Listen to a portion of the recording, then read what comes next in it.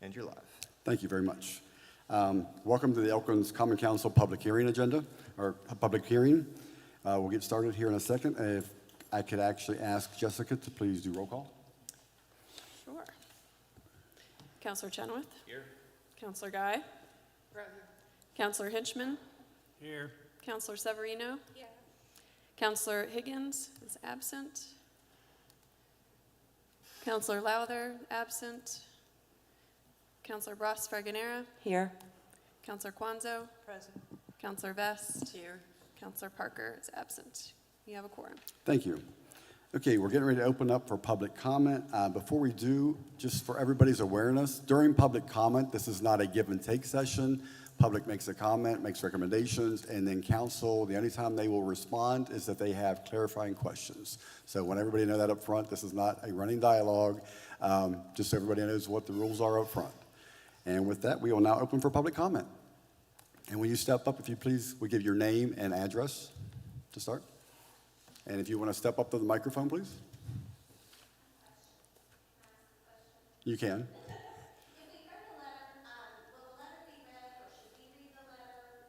No, I'll read the letters aloud unless you want to read your own. That's fine, either way. I do have two public comments that were entered during the period I'll read aloud unless, like I said, if you want to read your letter, that's fine either way. Okay. And this was a letter that was previously provided to council. Make sure you can hear me. My name is Susan Evick, and I live on Evergreen Drive in Elkins. And I'll just start by reading my letter. Dear members of the Planning Commission and City Council, I would like to say thank you for the time you have invested into looking at the zoning in Elkins to prepare new maps and zoning ordinances. Upon comparing the current and proposed ordinances and zoning maps, I have several concerns for my community. I reside on Evergreen Drive, which is currently listed under restricted residential, and the new zoning map simply shows single-family residential. So my first question was, what is the difference between these two categories, or is the vocabulary or wording just being updated? I have determined that they are not the same, which to me shows we are losing some of the current protections in place for my residential area. According to the City of Elkins webpage, under the zoning update, one of the goals of this commission is to protect the character of existing neighborhoods. I would like to focus on this goal and what it means for my currently restricted residential area, changing to the single-family residential area if this new zoning is approved as written. Section 2139 discourages multifamily dwellings and business, commercial, and industrial uses within the district. What does the word discourages mean in this context? To try to prevent but will allow, it is not clearly defined. Section 2141 allows conditional uses of bed and breakfast 1 and bed and breakfast 2 in the single-family residential area. Who will determine conditional uses? Is there a limit to how many are allowed in our residential area? I don't see any limits on this or information other than what is written in these sections. It is very vague in what conditional means. Who makes those determinations and what, if any, limits there are? My concern about this is the number of bed and breakfast Airbnbs that will be established. That is a business in a residential area. I see the definitions for bed and breakfast 1 and 2 listed. However, how will that be documented? Who will be making sure the definitions are carried out referring to the owner on premises and number of days? Bed and breakfast 1 has a limit of 90 calendar days per year, but bed and breakfast 2 has no limit on number of days per calendar year. Another concern, as there are no limits on the amount of bed and breakfast Airbnbs that can be established in our residential area, is that 1 or 2 business-minded individuals will purchase our single-family residential homes and turn those into Airbnbs. This concern has been fueled by the fact that we already have several Airbnbs established in our current restricted residential areas. If these, under the current zoning codes, are not allowed, how then are they up and running? This concern is also fueled by the amount of homes being purchased to be used as rental property only. I do not have an issue with rental properties, but if we allow homes to be established as rentals and bed and breakfast / Airbnbs in our neighborhood, we are currently not maintaining the character of existing neighborhoods. Also, with the establishment of bed and breakfast Airbnb within the city, especially within residential areas, are these businesses paying a B&O tax? I have concerns that the city is losing significant amounts of revenue in this area, and as more become established, the amount of revenue loss could be significant. This is assuming that rental properties in our neighborhood are also paying the appropriate taxes, considering they are established in a restricted residential area. Is this commission aware that the U.S. Department of Agriculture has a single-family housing program in place and that homes in our current restricted residential neighborhood qualify? According to the USDA website, this program was designed to provide affordable home ownership opportunities to promote prosperity, which in turn creates thriving communities and improves the quality of life in rural areas. However, if these homes are purchased to become rentals and possibly bed and breakfast Airbnbs, it certainly limits the amount of available homes to be purchased for single-family housing. If a young couple wants to make a bid on a home and someone that prospers with rentals or bed and breakfast Airbnb outbids them, we are losing the opportunity to promote communities with families that want to reside and raise a family in our residential areas. Section 21-129 discusses signs for single-family residential and city residential districts. A3 limits the number of flags that can be displayed to 4. Is it really a concern that we need to limit the number of flags on display in a home? There are times that I like to honor veterans, celebrate Independence Day, Memorial Day, etc., that I have displayed or have considered displaying multiple flags on these occasions. If we are going to limit the number of flags, perhaps a stipulation to be added that recognizes United States holidays should be excluded. I would also encourage taking a look at Comprehensive Goal 3, Objective 2, where it specifically discusses the American Mountain Theater in Durban and Greenbrier Valley Railroad. Since the AMT is no longer having performances, this objective may need to be written about that area, but not include specific names of businesses. Several years from now, someone looking at this comprehensive plan may not have an understanding of the American Mountain Theater or Durban and Greenbrier Valley Railroad. Perhaps it needs to specify the location of such activities. Otherwise, I am sure the Del Monte would like to be added to that list of businesses to capitalize on visitors to that area. In conclusion, I would ask that the Commission revisit the wording on Bed and Breakfast 1 and Bed and Breakfast 2 and what determines conditional to ensure that our residential neighborhoods are protected. It may be best to consider leaving our neighborhood as a restricted area to ensure we continue to develop strong communities and not allow these Bed and Breakfast 1 and Bed and Breakfast 2 into our neighborhood. There is much research out there showing that increases in Airbnb in residential neighborhoods is a growing concern and creates problems with community stability. I would ask that the Commission restrict them from our residential neighborhood by not allowing them even as conditional. Since I do not know how conditional is decided, what we think makes them conditional now may change as our mayor changes, the Commission changes, and our council members change. It seems to me that the process for determining conditional needs to be included in the newly developed zoning ordinances so there are no gray areas in the future or something being left up to interpretation if you are going to include that in our single-family residential areas. Thank you again for the time you have invested in working on this comprehensive plan. I also thank you for considering each of my concerns and hopefully seeing a different perspective on some of the issues presented. And then I just ended my letter. The only other thing that I would like to add is looking at the new zoning maps and current zoning maps and comparing those. The currently restricted residential areas looks like to me that every ward except 5th Ward has some kind of restricted residential area, and it's a very small area that we're talking about for each residential restricted area, and I just think, you know, why do we need to change everything on the zoning maps? I think we need to consider keeping those restricted areas for single families as restricted. Thank you. Thank you. Anyone else for public comment today?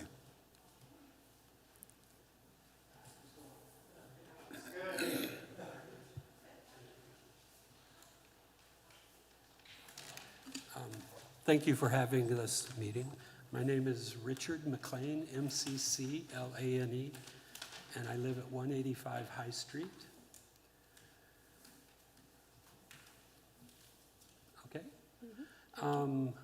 The new zoning plan shows an industrial area or an industrial zone right in the middle of zones composed of residential and business areas, including a large popular park and an elementary school. I'm concerned about how the city plans to monitor and enforce state pollution laws and the city noise ordinance effectively, especially with the proposed enlargement of that industrial zone.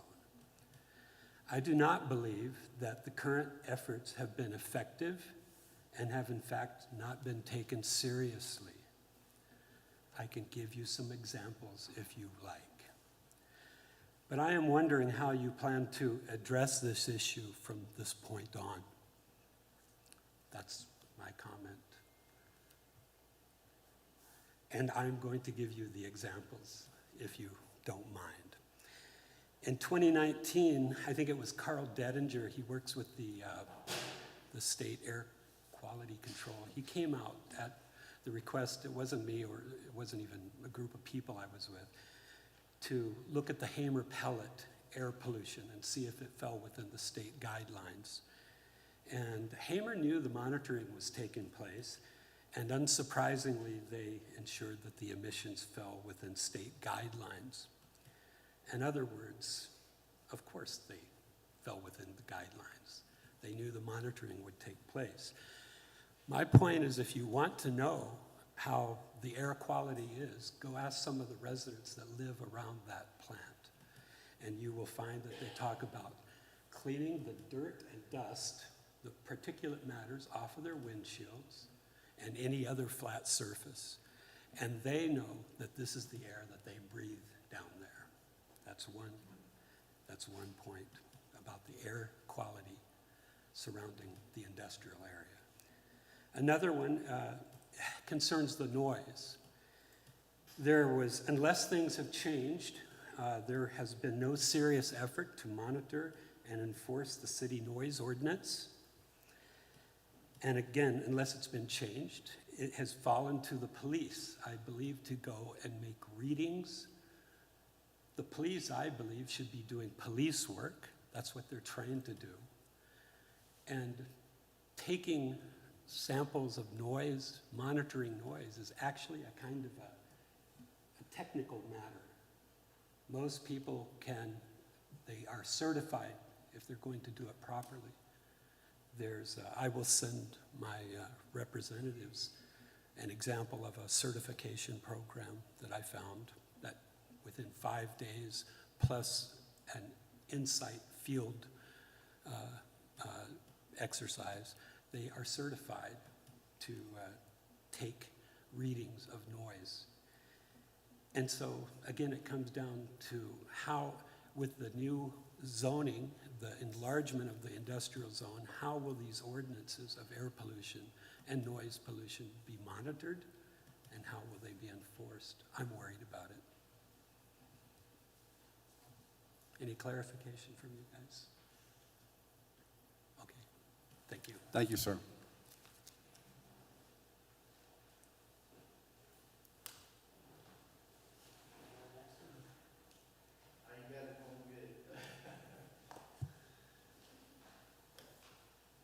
Good afternoon.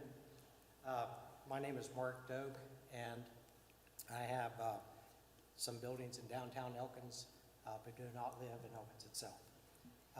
First thing I guess I would say, zoning is difficult. You can't please everybody, and I know that.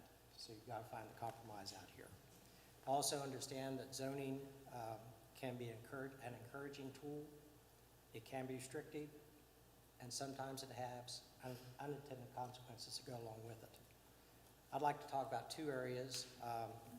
First area is for the downtown business district, and that is Airbnbs. And I know a young lady spoke recently on something else in that area. But I know Airbnbs, they are increasingly popular. It's an experience that a lot of people want. And a lot of times it's not the traditional hotel traveler that goes to an Airbnb. Airbnb is also not a bed and breakfast. And so, and I think also, recently, state of West Virginia is now collecting the taxes, hotel motel taxes for Airbnbs, so they are paying that, because at one time there was concern, we need people staying in hotels because Airbnbs don't pay taxes, but they do. So in my view, and I appreciate Nancy has talked to me several times, I think it is still confusing for the Airbnbs, and how they actually fall into that. I know we've made some adjustments to allow the Airbnbs within the downtown business district, and I appreciate that. I'm not sure why there's a limit of 180 days in there. I understand that's for a person staying there as opposed to how many days it can be an Airbnb. But at the same time, if somebody wants to stay 365 days in a hotel or an Airbnb can pay the fare, why not? We collect the tax from it. And also, the codes do not allow cooking facilities in the room itself. It's kind of confusing if that belongs in the unit or not, but an Airbnb typically has the ability to do some limited cooking within the facility.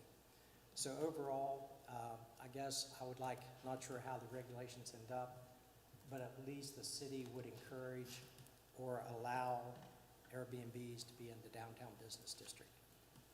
And just as a by-the-way comment, the city of Davis did have a lot of discussion about Airbnbs, and they have recently removed their temporary restraint on Airbnbs. So at this point in time, they're not pursuing regulations to disallow Airbnbs in the town of Davis.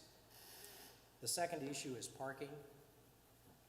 And I understand that the parking regulations and what's proposed do not apply to the downtown business district, but I would still like to make these comments on parking. And this is where I think sometimes you get the unintended consequences of regulations. For example, the multi-residential or multi-family residential requires 1 parking space per bedroom. Elkins needs young people and families moving to this area. So if a developer wants to build 10 units, and if he makes those single bedroom, he only needs 10 apartments. But if that developer says, I want to build 3 and 4 bedroom units to encourage young families to move to this area, well, if we build a 4-bedroom apartment, I need 40 parking spaces. So going from 10 parking spaces for 1 bedroom to 30 to 40, depending on 3 or 4 bedrooms out here, which in a sense can discourage that developer from building a multi-family residential. And that's where I think in one sense we could be discouraging family units in the community. So my recommendation, at least in that area, is instead of 1 parking space per bedroom, just make it 2 spaces per unit. And at least you have adequate parking for that. The second item under this parking is that Elkins itself, we set on a ballot, which means we have limited space that's available to us. And also think there should be adequate parking, but not excessive parking. With COVID, high prices, and remote working, a lot of people have changed how they use their automobiles, their buying habits, and their driving habits. If I look around Elkins right now and the surrounding areas, I see a heck of a lot of parking lots that are half full. They're not completely utilized. So in my mind, zoning should meet what the average parking needs are, not the extreme. For example, should a restaurant have parking to accommodate the large crowds that shows up on Valentine's Day and Mother's Day? And then the lot is half full the rest of the year. Or should a church or event center have parking for the 6 times a year when they have full capacity and that lot is half empty the rest of the time of the year? Always think of WVU football games. 6 Saturdays out of the year, that place is packed, and they take over the Ruger Memorial Hospital parking lot. But that's only 6 times a year, and somehow they make it work.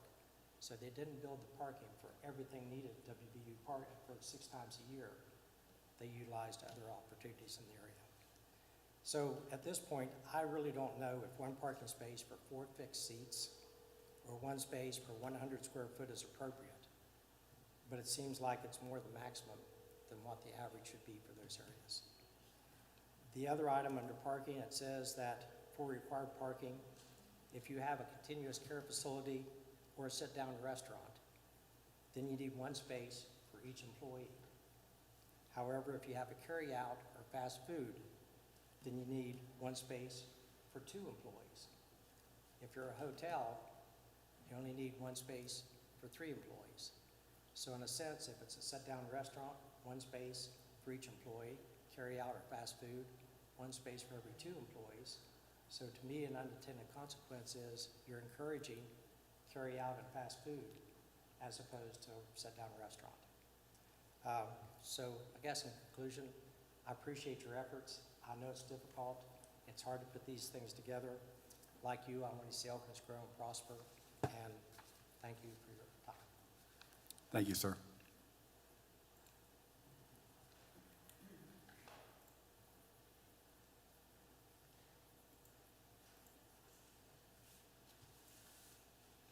Okay, who's next? I guess I'm gonna have to say something. Put it off as long as I could, right? I promise we're a friendly crowd up here, so. My name is Eric Nealon. I live over on Evergreen. I think my neighbor's over here, right? About end of June there sometime, my wife had noticed that she was researching the zoning for Elkins. And so she found some things that was interesting, and then the new zone come up, right? So we started talking to our neighbors. So my wife and Susan, they did the letters that we presented to you guys. So make it maybe it won't be a long story short. The house beside us on Evergreen came up for sale some years back. We've lived there about 15 years, and somebody had bought it, and then they made it into a rental. Well, South Elkins is a restricted residential zone currently, right? So everything went fine and dandy. Well, they ended up selling it. And who knows what the future's going to hold, right? Because you just don't know 5-10 years down the road. So the couple individuals, they bought it, and they was in and out here and there a little bit. So they ended up, I caught them there one day, and they was putting a little fence between their house and our fence, which our two houses sit probably 10 to 15 feet apart. The lot used to all be one lot, and I think the Delconis back in the day sold it and split the lot. So then this other house was built. So now it's fairly close. So it's got a side stoop, and they put a fence up between ours, and they butted it up against ours. And I went out and talked to them because the wife, she can't reach over their fence to open our fence. And it was a nuisance, right?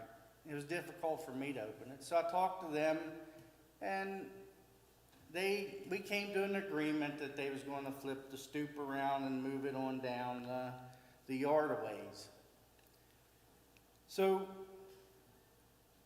that was all agreeable, and everybody's happy. So this was like a year ago. Here about April this year, I'll back up a second. They had bought that house, they'd said, for one of their mothers. And the fence was put up so that she was a little older, she could let the dogs and stuff out on that side stoop to do their business and stuff. So,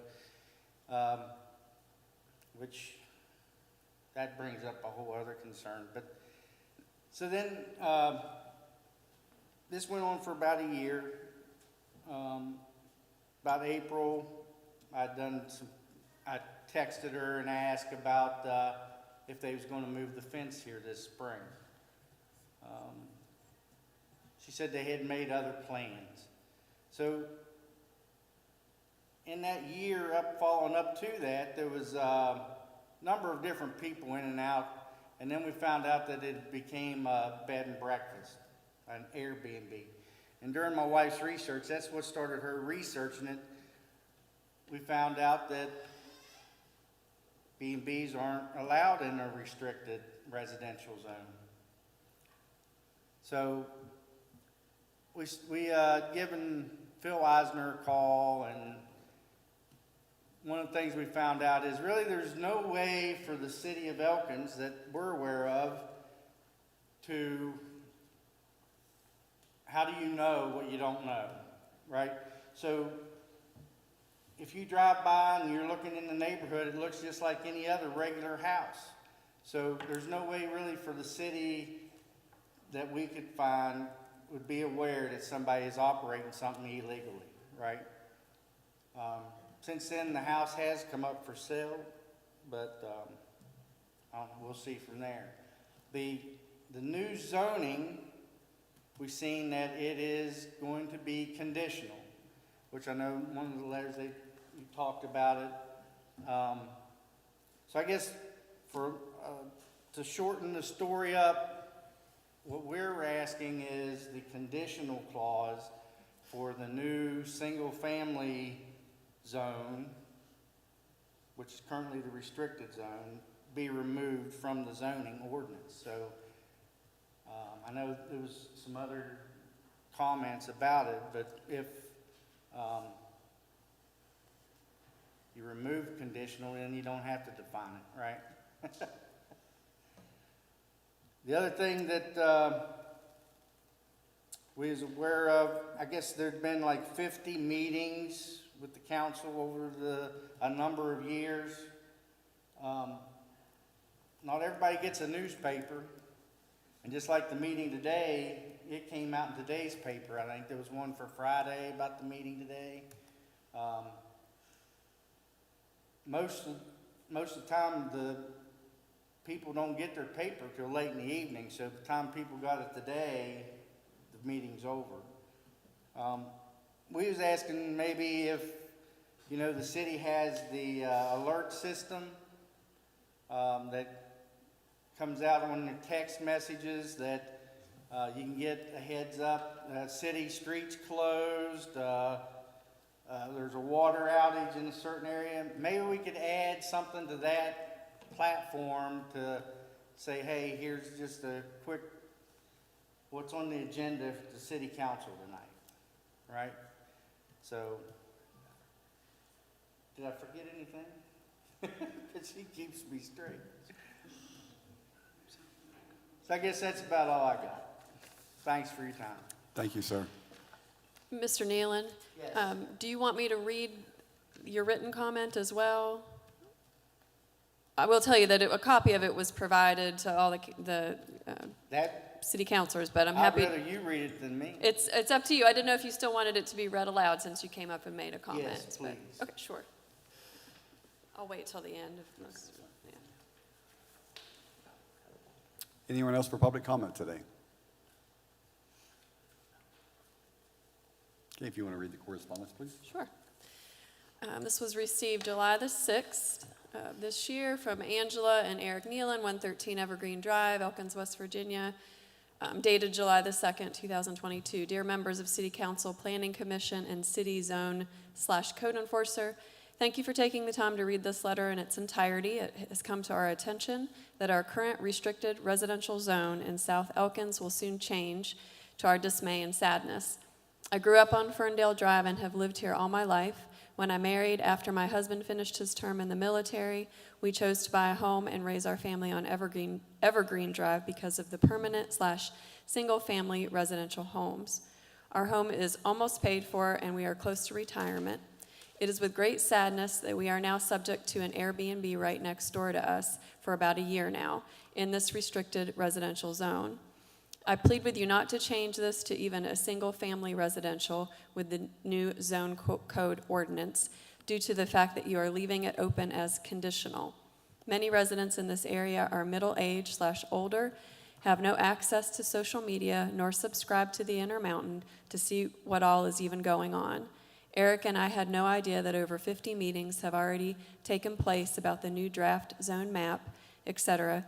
Needless to say, we were rudely awakened by the establishment of the Airbnb being established under our bedroom window last August/September 2021, which to all we have read was done illegally. To say that Elkins has let us and our neighborhood down for the past 5 years is an understatement. We have all worked so hard for our homes and chose to live in a live in a restricted residential neighborhood to raise our children and where we all know one another. It's truly upsetting to get up each day and wonder what/who is next to you today. It has been beyond stressful, and words can never describe to you our experiences this past year. Elkins residents need some solace in at least one area of our town. It's truly not in the best interest of Elkins to allow Airbnbs to establish all over. There is a place for these, such as outskirts of towns or in commercial areas. The safety of our children, grandchildren, schools, individual selves, and our personal belongings now are being subjected to by random people who have not been vetted, nor have background checks been done on these individuals that frequent from all over the nation. Had we wanted to purchase a home next to a short-term rental business/motel/hotel, we would have done so in the commercial zone. Jennings Randolph Elementary School is 1 block away from our home. Think about the safety of our children if these are allowed to grow and facilitate. Think about how the population in the school systems will decrease if permanent, long-term residents raising families can no longer find homes to purchase due to them being bought and used as Airbnb/bed and breakfasts by out-of-state/out-of-town individuals that have no interest in our town other than for personal gain. There are quite a few in Elkins owned by residents that don't live here, they don't plan to, and live in other states, actually. These probably should be restricted in number before there are few permanent residents in Elkins. We don't need the population of our town decreasing due to this. The last I looked online, there are over 56 of these in our small town and growing. Are we against Airbnb/bed and breakfasts? Absolutely not. As stated above, we feel there is a place for these, and restricted residential home areas are not one of these. Please do not undermine growing familiar areas that have contributed to this town for many, many years. Where there are no growing families in our town due to no homes to buy, the outcome will be devastating. Short-term rentals cause our homes and property to depreciate. When there are no growing families in our town, our school's population will decrease, which in turn will reduce grants and funds for our schools and town. Short-term rentals involve a revolving door of strangers in a home next door to you. Short-term rentals cause nonstop traffic on neighborhood streets. We experience random cars in and out at all hours. Short-term rentals wear down economic and social fabric of neighborhoods. Commercial short-term rentals artificially inflate rental costs. They have figured out how to profit from evading city laws and converting long-term living spaces, including those under rent control, into short-term rentals. That means that fewer homes on the market for long-term renters and landlords that can expect a higher rent from tenants planning to operate a short-term rental. Commercialized short-term rentals make it impossible for most families to live in their current neighborhoods. As long-term residents get priced out of your neighborhood, who remains? Only those who already own a home and don't rent it out short-term. Goodbye new families. Goodbye young couples struggling to pay rent. Goodbye students, artists, and anyone who can't afford to compete with vacationers' budgets. Goodbye neighborhood diversity. Goodbye affordable/workforce/rent-controlled housing.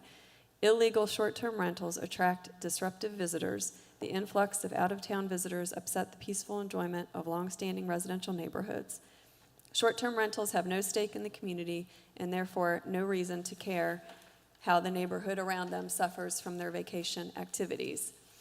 Zoning code law keeps the hotels out of residential neighborhoods and exists to accommodate the inevitable disruptions of tourism. Illegal short-term rentals ignore zoning restrictions and make virtually any residence into a hotel/party house. Example, Venice Beach, California, an area of 3.17 square miles, has 1,000 to 1,500 short-term rentals in their residential neighborhood. They are stockpiled apartments, houses, duplexes, and condos. Commercialized short-term rentals are frequently operated without paying taxes that benefit the surrounding communities. Illegal short-term rentals are unfair to the hotel industry and hotel workers. Commercialized short-term rentals rarely follow fire and safety codes, provide workers benefits, or pay transient occupancy taxes. Commercialized short-term rentals break city laws with impunity. Airbnb did not become a multi-billion-dollar company by facilitating true home sharing. This false impression is part of a carefully calculated misinformation campaign. In reality, short-term rental platforms make enormous profits from turning a blind eye to illegal, commercialized short-term rentals. Airbnb puts the responsibility to figure out the complicated maze out of zoning codes and other municipal requirements squarely on the backs of the inexperienced and uninformed residents using its services. Airbnb is now 10th in total lobbyist spending for the lodging/tourism industry, and they fund organizations dedicated to limiting regulation of the destructive practices. The source is www.keepingneighborhoodsfirst.org. February 11th, 2022, Davis Tucker County, West Virginia, put a moratorium on short-term rental business licenses as of August 2021. This has been extended until June 2022. They want short-term rentals focused on commercial areas, not residential ones. Concerns, and these are numbered: 1, rapid loss of affordable housing; 2, safety and stability of our neighborhoods; 3, the diminishing quality of life for Elkins; 4, home and apartments turning into hotels; 5, entire neighborhoods becoming tourist zones; 6, diminishing population of families, homeowners, school children within schools in town. Please take all of the above into consideration before finalizing the new zoning map/codes within South Elkins. Place yourself in your home that you purchased and have lived in for years with the understanding that this would never be a concern. Think about if this were to happen to you. Think about the banging storm door under your bedroom window that never gets closed, flops in the wind because the Airbnb owner never does a walk around to notice nor care. Think about never being able to open your bedroom window again due to the horrendous smell of animal poo that never gets picked up, or the nonstop barking or charging at you by said animals when you exit your home, or because the short-term renter decides to lean on your fence to carry on one-sided phone conversations under your bedroom window at all hours of the day/night. Think about how you would feel when the short-term renter leaves garbage out front in bags to only have blown all over your property for you to pick up and repeat every few days forever. Thank you for your time and understanding. Angela Nealon and Eric Nealon. That's the end. That was it? Well, I'd like to thank everyone that came out for our public hearing today. I also want to thank the Planning Commission for their hard work. They do have years of work into this document. As Mr. Doak had pointed out, we're never going to make everybody happy. There are certain regulations we have to follow that the state impose on us, but I do appreciate you taking the opportunity to speak up and let your voices be heard today. Thank you very much for that. And with that, I will close our public hearing.